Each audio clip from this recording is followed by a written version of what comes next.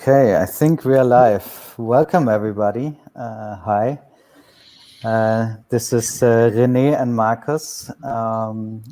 We are both, we were both in Jahrgang 19, which was Diploma 2006, I think. I always counted in Jahrgängen, in years, at WHU. We both now work in the blockchain industry or area. We both now work on Celo. And we thought, since we're building a very open and inclusive financial system, that we also wanted to talk about this, what we are building, to a WHU community. Therefore, nice that you're joining us. I'm relatively new to Crowdcast events, so I'll quickly start by saying something about the functionality here. So on the bottom right, there's a chat field where you can say something nice or anything or questions to everyone in the audience. However, if you want to ask us a question, there's also a ask a question field down there. And this truly should be an ask us anything event, and it can be about anything in blockchain space. It can be about anything on Celo, where we are currently working on, and it can be also anything about investing in crypto or anything else. However, this of course is not advice, investment advice or anything. I mean, you all have an economic background, so you all know that there should be safe and you should always be aware of what you're doing. So we're not giving any advice here, but we want to basically answer your questions in crypto. Very brief also on my background. After I left WHU, I went into investment banking. Back then, this was basically the thing to do. I worked first for Merrill Lynch and in the short time at JP Morgan, and then did my PhD in quantitative finance, specialized on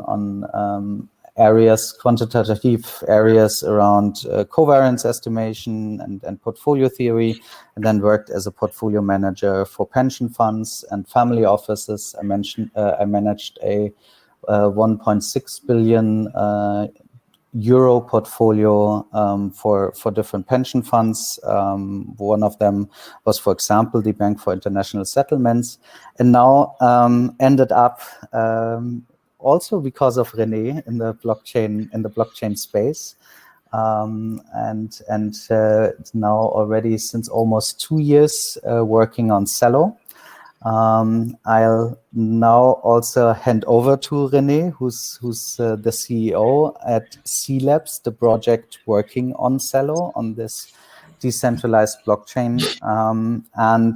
As I said, you as the audience, you're driving the content here. So please use this ask a question field down there.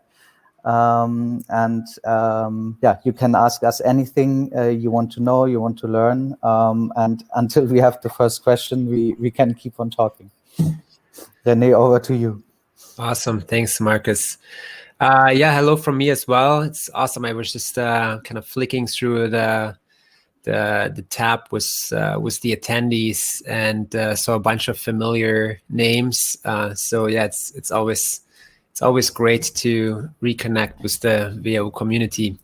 Maybe just kind of brief background. So after WHU, also started kind of my career in traditional finance, worked with Morgan Stanley in London for a few years, and then took a bit of a more experimental path. So I moved to Latin America, worked in Venezuela with the World Bank local office for a little bit. It was an organization called TechnoSurf in Guatemala, which was helping local entrepreneurs, kind of like a nonprofit McKinsey, if you want.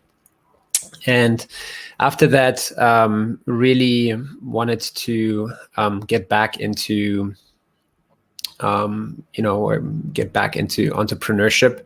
I'd actually started a company before WHU and ran kind of throughout WHU, but not at all with sort of the kind of venture capital mindset, but really structuring it more like almost like a family business. No kein Fremdkapital, no external capital even. So this time I wanted to kind of do something bigger, and the best place to do that I figured would be in the US. So I moved to the US, went to MIT and got an MBA there, but really used those 2 years to find the next team and the next company, and got kind of really interested in the work that Sir Tim Berners-Lee was doing at the time around the semantic web and linked data.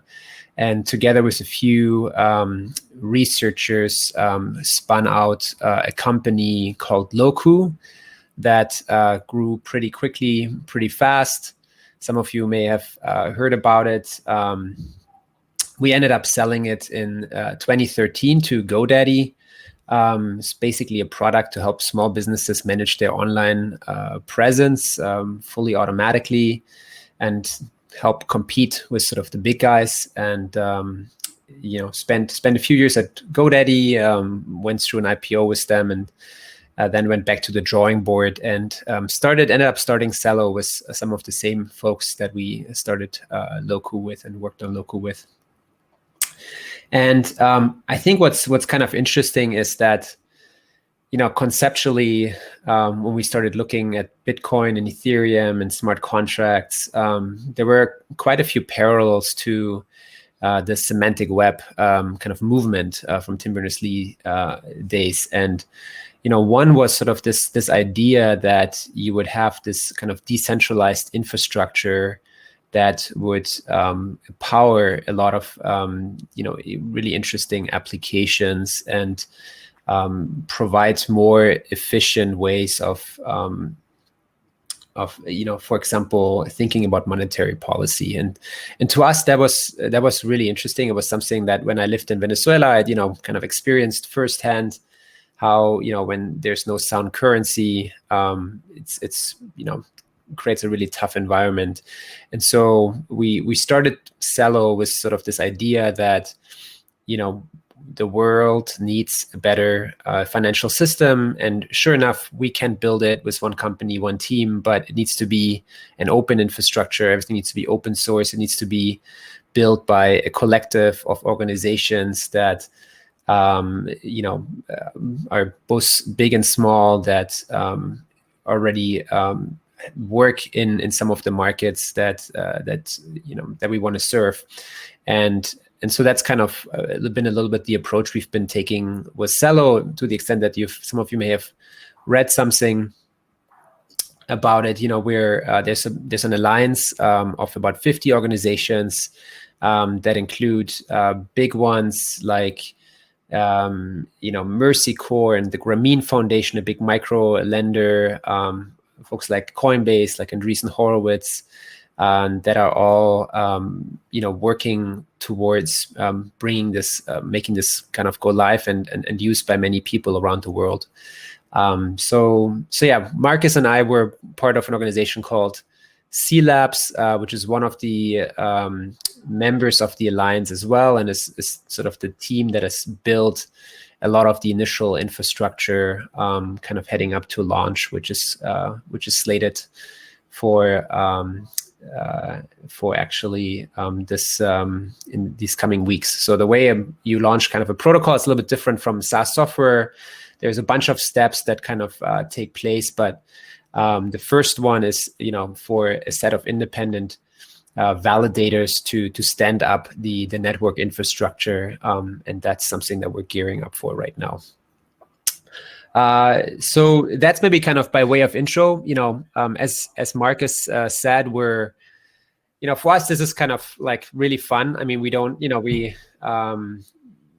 wanted to kind of make sure that, given how I think there's a lot of noise right now, especially with COVID-19 and sort of the Fed printing money. Is this kind of Bitcoin's big moment finally? Is this the year when cryptocurrencies go mainstream? And we wanted to just kind of have a conversation, provide some perspective. We've been in this space now for a few years and have seen sort of a few cycles. And I think we've come a long way as an ecosystem, but it's still early days. So it's always fun to talk about that and speculate a little bit what's going to happen. Again, this is not investment advice. Don't take it as such, but really just kind of a conversation among sort of Viaulas, and to the extent that we can provide some context and give you guys a taste for what it is to work in this space. We'd love to do that. And maybe with that, we're starting to see some questions here, so we can dive in. We're happy to take this kind of any direction you guys want. We're also, if there are no questions, Markus and I will just pop open a beer and chat about I don't know, Bundesliga.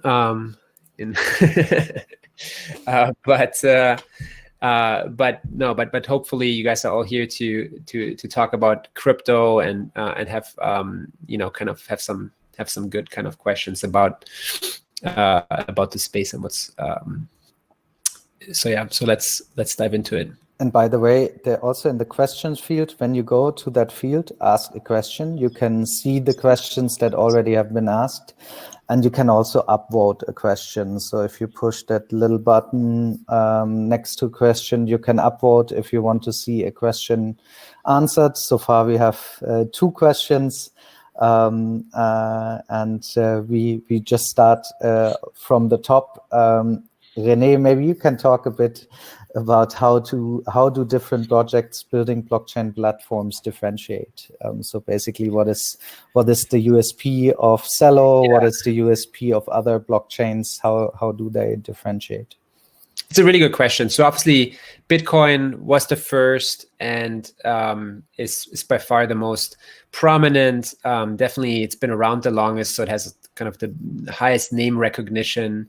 It also has a pretty unique kind of simplicity to it that in many ways has helped it become kind of an asset that is often kind of compared to digital gold, and sort of there's this thesis that for really anyone who holds a portfolio of assets, this could be kind of this could take the place that historically kind of gold has taken.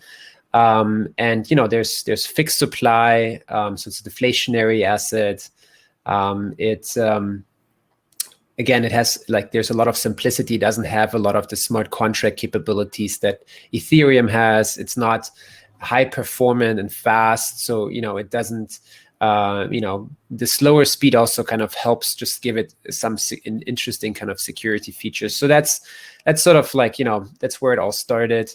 And since then, there's probably, I don't know, hundreds of new kind of layer ones. So layer, we usually in the space talk in sort of layers. So you have layer ones, which are sort of the core protocols, and then layer twos, which often refers more to sort of the application protocols. So Compound, for example, which allows for or creates the ability for collateralized lending, trustless lending, would be a kind of layer 2 protocol on top of Ethereum, which is a layer 1 protocol.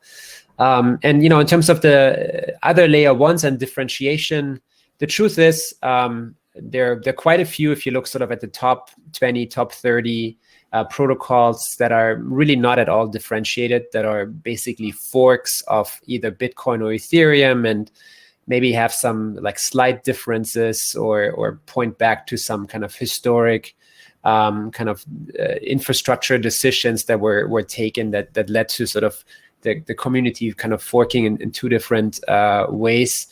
And I think that is just kind of the nature of the beast of sort of the early days in the space, and some of them are still kind of up there in the charts just because throughout the ups and downs of the markets, the tide kind of has all boats rise and sink together. So that's been historically kind of the movement we've seen.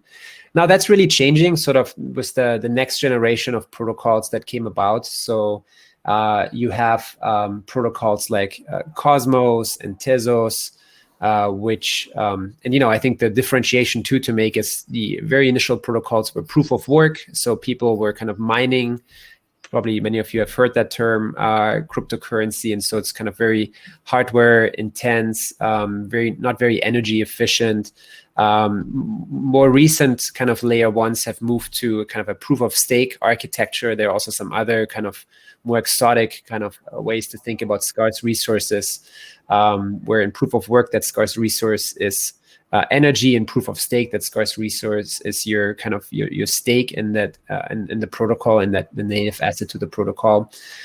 Proof of stake protocols generally have some really interesting features. First of all, they don't have the same energy dependency, so it's nicer from an environment perspective. They tend to have kind of fast finality and shorter block times, and basically have some features that make them more useful from a lot of the use cases, kind of beyond sort of the digital gold use case that we hope we'll see in the world around payments and settlement and so on. A big element is always kind of how decentralized is a network, and so you have some proof of stake networks where the stakers are effectively all pointing back at one or a few entities, and so it's not very decentralized, to networks where the stake and the voting is quite decentralized, and that's also the goal with Celo. So at an architecture level, those are some of the nuances. In Celo's case, our unique selling point, if you want, is that from the beginning we were very focused on building for mobile, so kind of like a mobile first approach, which is really unique. No other kind of live project right now has that same focus. And so, for example, we have an ultra light client that can run on even a simple Android phone, and that is 17,000 times more performant, faster, lighter than, for example, the Ethereum Lite client, which, quite frankly, you couldn't really run on a phone. What does it mean? That means you basically have the ability to, on even a very simple phone, write transactions against the chain without the need for an intermediary. And so really from an open, inclusive kind of network perspective, this significantly increases the reach. Rene, you are on mute now, I think.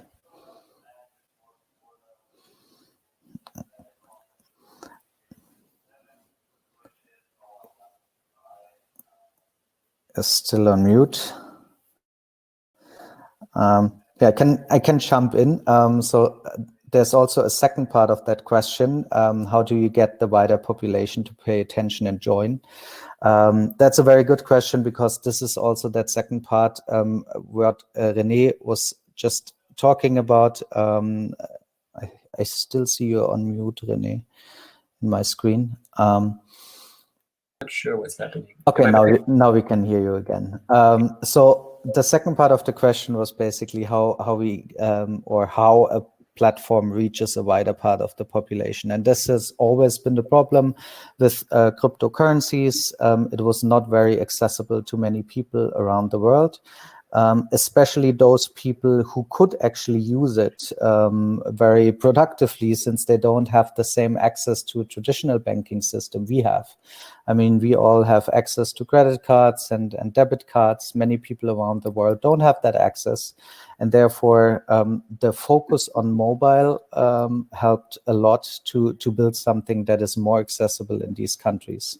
And then this partners we have, and this is probably something, a layer one protocol always needs, help us to get this then to market. So projects like, for example, the Rene Foundation, one of our partners in the Alliance for Prosperity, then also wants to use the Celo technology for remittances in market. So I think this is also part of the reason why it's good to build open source and to build like a very open system where actually everybody can contribute. It makes it easier to find partners that help you bring these things to market. And there's another question which has 3 votes, and this is the question: does it make sense to start investing in crypto now, or should we wait after COVID-19? This question has 3 votes, so maybe we jump to that one. Rene, do you want to start on that? For sure, yeah. So, I mean, look, again, no investment advice. Personally, I think they're irrespective of timing, I think this asset class is here to stay. So everyone sort of at their own risk, of course, but it does make sense to at least have some of your portfolio in this asset class. And this is kind of not something that is just happening at the personal level, but we've raised funds or sold tokens to Andreessen Horowitz and Polychain and some other big venture funds. And I sometimes kind of, get roped in to do reference calls for sort of the LPs that are looking to invest in those funds. And, you have some of the biggest endowments and institutional investors starting to put money into the space, which really to me is kind of a sign that this is here to stay, right? This is beyond sort of the experimental stage where a few crazies, hold this sort of in ledgers at home, but we have this whole ecosystem of institutional custodians that's starting to kind of grow bigger and also provide sort of institutional solutions and security for this asset class to really be held at a much bigger level. So generally, I think it makes sense for everyone to have some crypto in their portfolio. COVID-19, I think it has kind of brought more attention to crypto. We've been very involved in the US and the digital dollar debate. For example, there was a kind of debate around like, how do we get relief payments to people fast? And so we've been very active there and actually working on the state level with a few relief efforts to post-launch see how we can leverage Celo infrastructure to make that happen. Same kind of in countries around the world where that's kind of that's starting to be discussed. And so I think there's definitely, with governments printing money, I could see more of a flight into kind of these deflationary assets and this asset class as a whole. So I think personally think that this is a for any digital kind of product, and this is a digital kind of asset. COVID-19, just because people are stuck at home in front of their screens, right? Digital products have some sort of have an advantage. So I think it's generally a time where there's more attention on the space. But yeah, I think kind of do your own research. But it's a good question.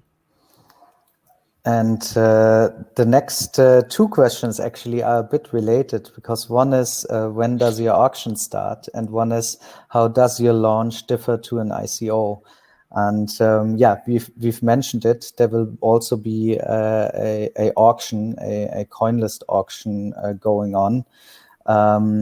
And again, no investment advice here, especially since we're also working on Celo. We probably are not the best people to ask on this. However, it is very different to an ICO. So maybe, Rene, do you also want to talk a bit about like when this auction will be, what the auction is, what the purpose of the auction is, and how it differs from an ICO? For sure, yeah. So to date, we've sold tokens to really just institutional investors. So, Andreessen Horowitz, Polychain Capital, individuals like Jack Dorsey, Reid Hoffman, and mostly in the US. We do have some international funds as well. For example, Valor Capital in Brazil and a family office in the Middle East and a few others. But really, given the global nature of the project and sort of this is where we're starting to see a lot of the use cases and adoption, we did want to open this up to an international audience ahead of launch. And so this is basically an auction we're doing on CoinList, which happens right ahead of the mainnet launch. So right ahead of the token actually going live on exchanges, and it's a really nice opportunity for people to participate kind of pre-launch and buy some tokens. There's a variety of bonuses for small purchasers and for referrals, and this is really for us. We see this as an opportunity to give people a chance to buy the token that have been involved in our community, that have run meetups, or that want to run a validator, or that just generally are a fan of what we're doing. So, the CoinList is taking care of all the kind of logistics and KYC. And so I think the big difference here to kind of the ICO world or ICO days is that, first of all, the product is ready, right? The network at that time is basically in the process of being launched. So it's not, I think with a lot of ICOs, the challenge was that people raised a lot of money or big amounts of money, and there was no product, and there was far from something going live in most cases. And so that was definitely kind of one of the challenges. And there was no kind of KYC, so know your customer, kind of no information being collected about the purchasers, which raised kind of red flags from a regulatory perspective. In general,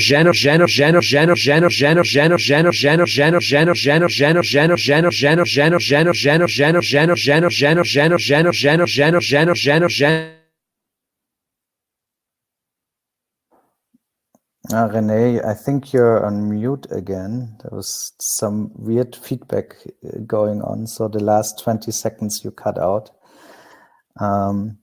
Yeah, and I also, until Rene reconnects, I think you're back already. I just want to throw the point in and stress again what you mentioned, that the product is ready to ship, and that there are also alliance members in place that actually want to bring this to market.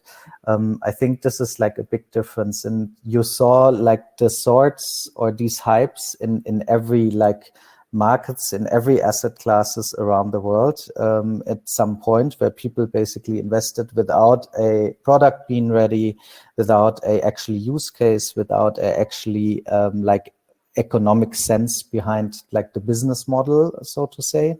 And this is something you should always consider, and this is the same if you consider buying into anything in also in the blockchain market. But sorry, Rene, you were cut off. I didn't cut you off. Yeah, I think, I don't know why the tool Crowdcast keeps putting me on mute. Maybe they don't like what I'm saying.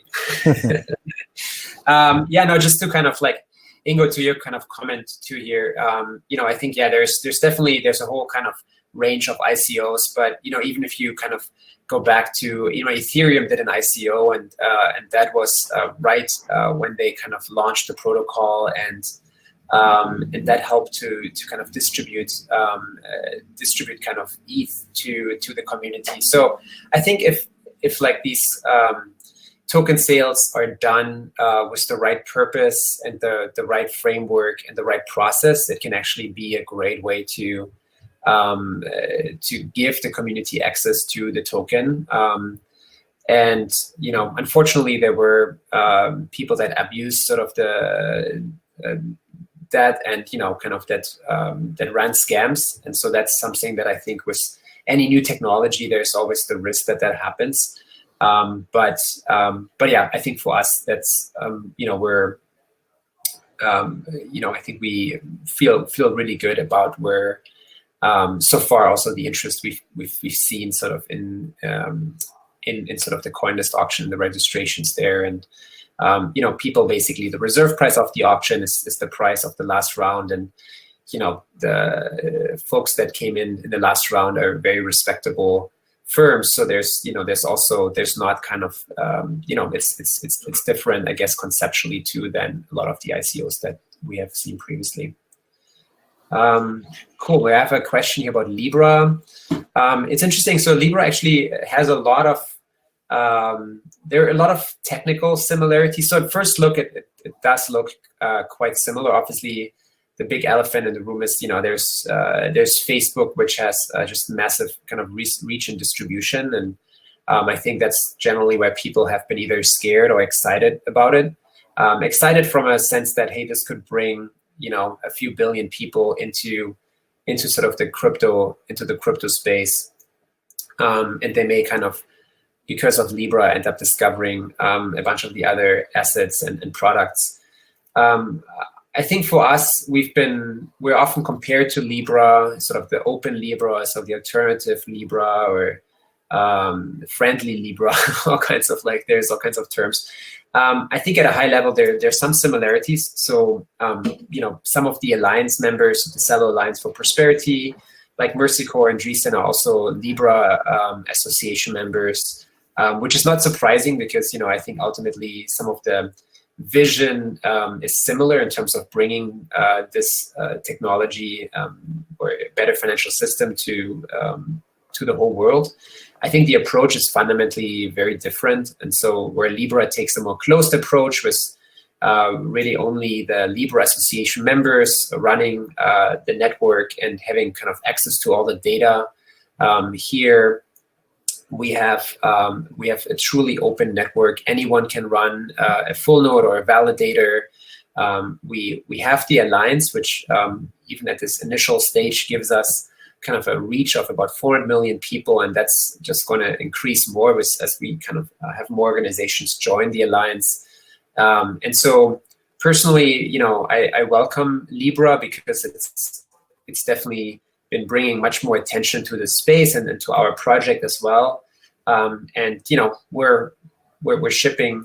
This is launching this month, so we'll see when Libra launches. But I think we'll likely have a bit of a first mover advantage too, and being in market first.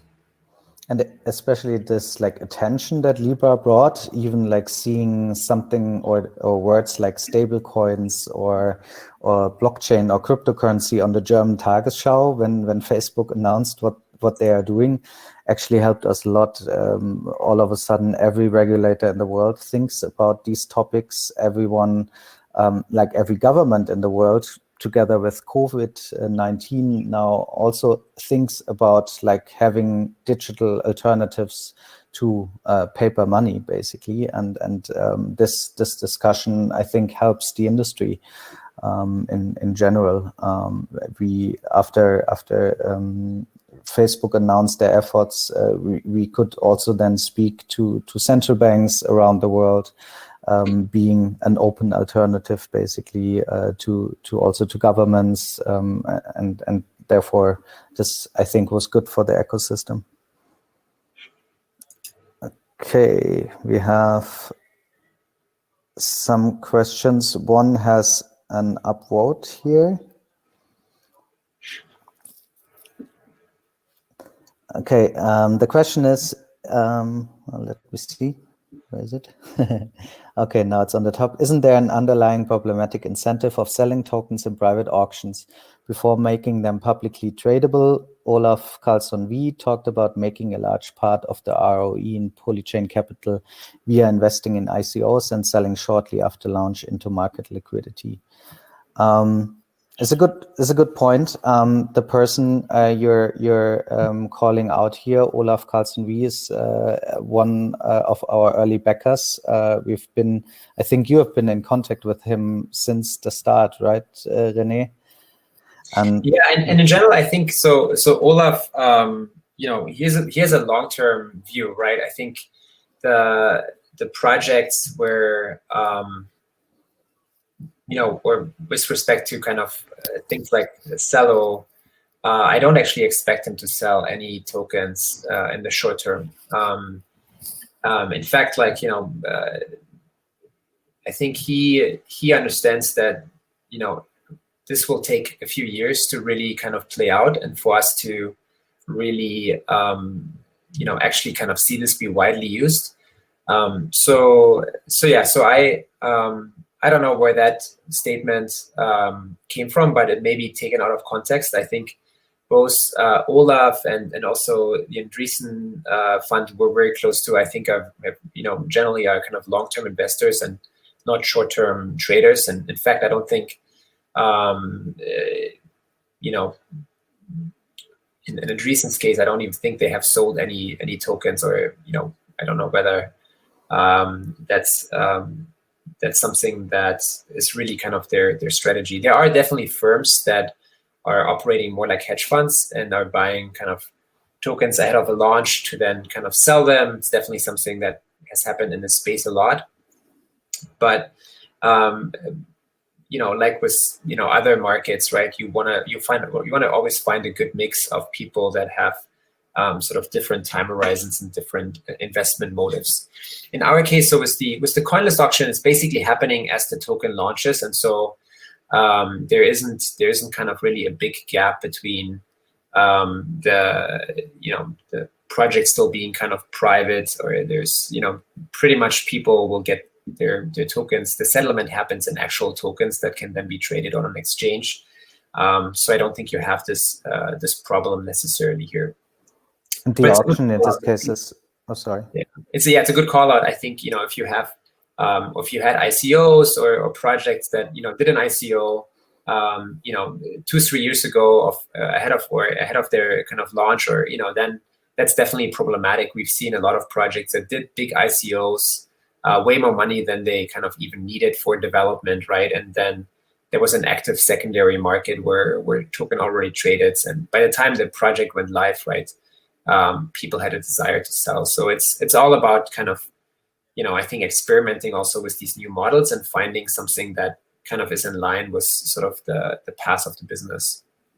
And the auction ahead of trading is pretty accessible, since like the minimum buy-in in an auction like this is $100. You can basically, everyone who is not in certain countries can basically register at CoinList, and therefore it's relatively accessible, and not only accessible to people, to, for example, hedge funds or VCs, and therefore an open way to do this.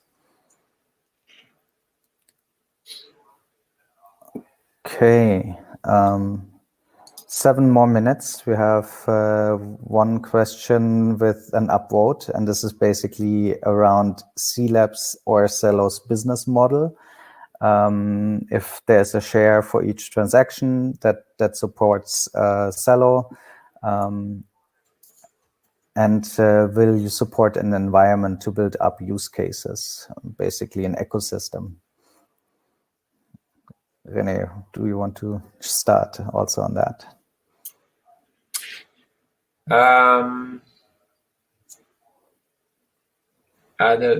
Sorry, I was cutting off a little bit. No worries. So the question is, I can start with it, is basically, what is the Celo business model, and will you support an environment to build use cases? And one part of it is, so if you do a transaction in Celo dollars, there's a small transaction fee. If you compare this fee to any other ways of transactions, this is with a few basis points very small. And this fee is also not a business model or basically supporting a corporation, but is basically supporting the stability of the overall network. So part of it is basically going to the validators, validating the payments, and parts of it is going into the stability features. And therefore, the business model in this case is more a decentralized model around token economics. And this is basically that every stakeholder in the system has either a stable currency or a currency which is called Celo Gold, which allows him to also vote in governance decisions, can basically take part in governance of the overall blockchain, and is rewarded for that, and then basically also profits from like the increase in use of the stable coin. So we don't have like a traditional business model here. And then part of the transaction fees actually go into building out a ecosystem of other applications.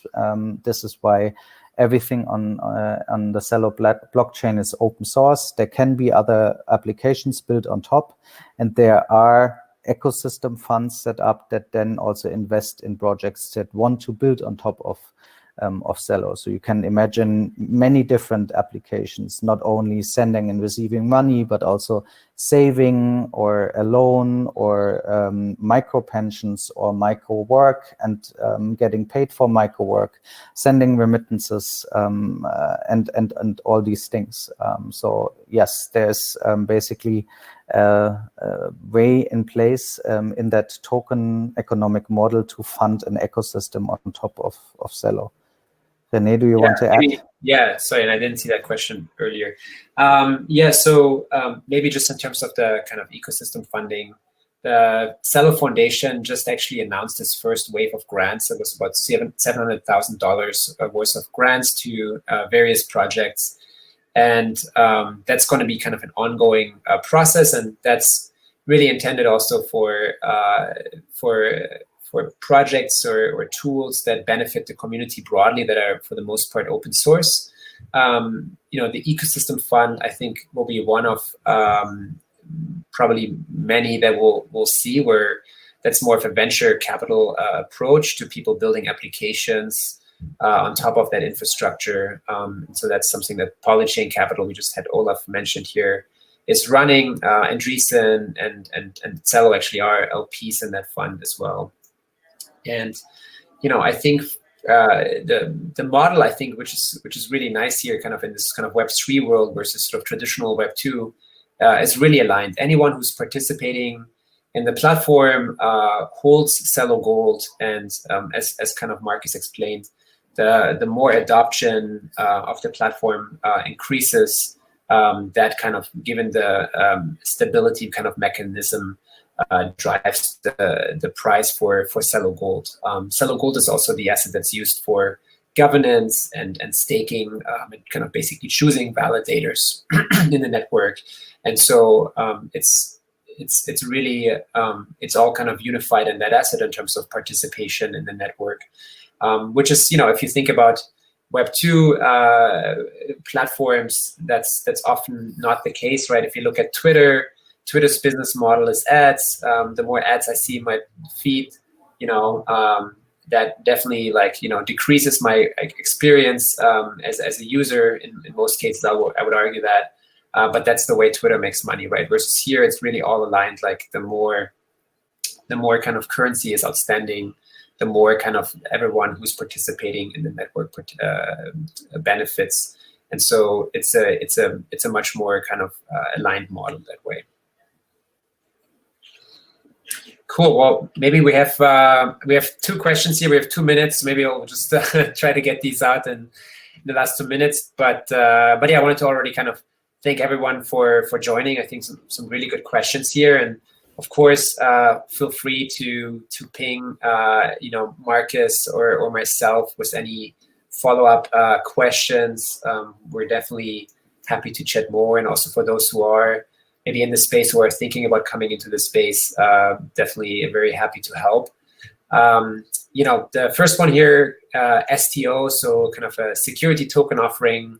No, Celo Gold is a utility token, very similar to ETH. Kind of we have opinions on that, and it's also important from a US perspective in terms of kind of being listed on US exchanges. I think security tokens are a new type of sort of format, I guess, that personally I haven't spent much time looking at, so I'm not the best person to answer that. Then the digital dollar, Europe. Yeah, I mean, actually, there are a lot of questions in here. Let's see. Will be Bitcoin. Yeah. It's really interesting. We do have an effort internally on the cLabs team. We have 2 people who joined us from the US Federal Reserve who are leading our central bank engagement. And so we're spending a lot of time also educating central bankers and governments on how to think about digital currencies and government issued digital kind of retail currencies. I think this is further out. It's not something I think we'll see in the next 6 months, but personally, we're very excited about it, and Celo infrastructure is built in a way that it allows actually for governments to launch their central bank digital currencies on top of this infrastructure. So something that definitely we're interested to see in the world, and I think it's something that's gonna happen in the long term. Cool. Thank you so much. Thanks, everyone. Have a great Tuesday. Take care. Bye. Bye. Take care.